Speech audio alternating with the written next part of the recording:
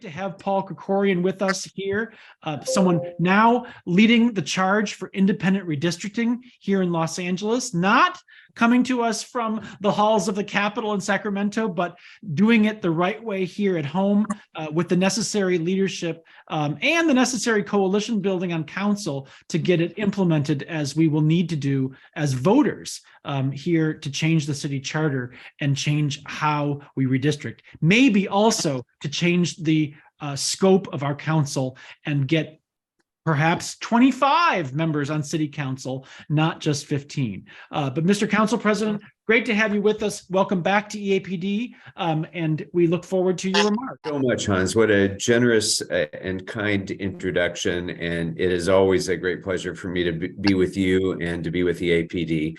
Thank you so much for taking a few minutes on a very busy agenda that you have for me to join you.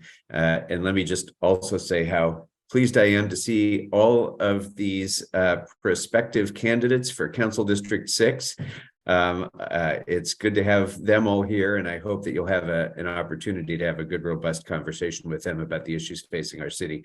And I'm grateful to all of them for being willing to step into the frying pan right now and put their hat in the ring for what has become obviously a very challenging job. If it wasn't before, it certainly is now.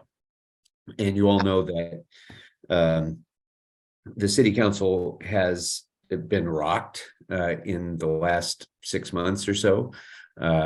We had already been facing unbelievable challenges, both challenges because of the crises of the moment that our city is facing, but also crises of confidence that have happened because of some of our previous members who had faced scandal and disgrace. And then that horrendous, racist, recorded, conspiratorial conversation that took place shook everyone in the city to their core.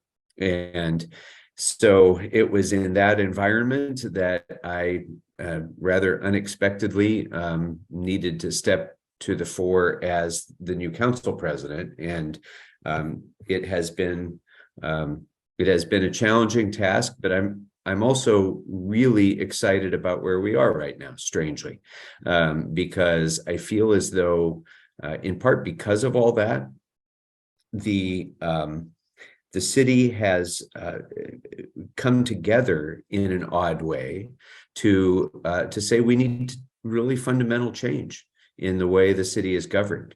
And we elected 5 brand new council members and 3 brand new citywide officials. And that's the largest transformation of city leadership that this city has ever seen in its history. And it really feels as though a page has been turned. I'm so excited about the new members who've joined us. We have 6 women on the council for the first time in the city's history. Those 5 new members and 3 citywide officials, of those 8 new elected officials, only 1 of them has ever worked in City Hall.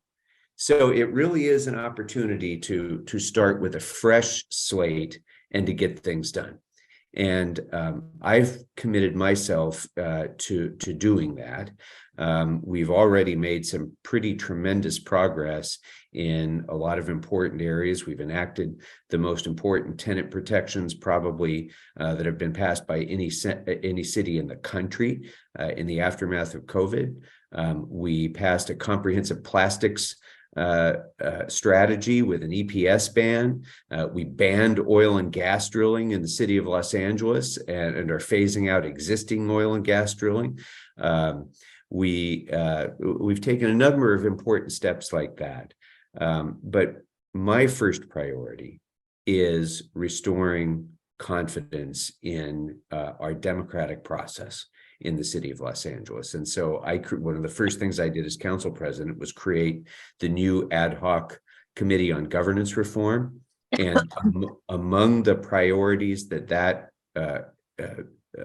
new ad hoc committee will be taking on, top of the list is creating truly independent redistricting in the city of Los Angeles. And you get past the more shocking racist statements of that recorded conversation.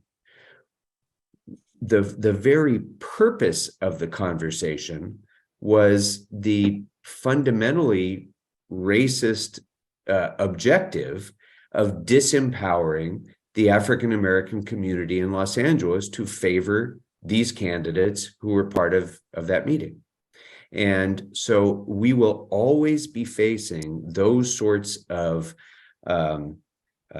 challenges by people who are looking out for their own self-interests at the expense of entire communities, unless we have truly independent redistricting. And so that's why 2 years ago, Nithya Raman and I put forward a proposal to create a truly independent redistricting process for the city of Los Angeles. And unfortunately, the former council president did not advance that proposal. Well, now that I'm council president, it's advancing, and we're going to get that done. So I wanted to, in part, raise that with you because I hope that will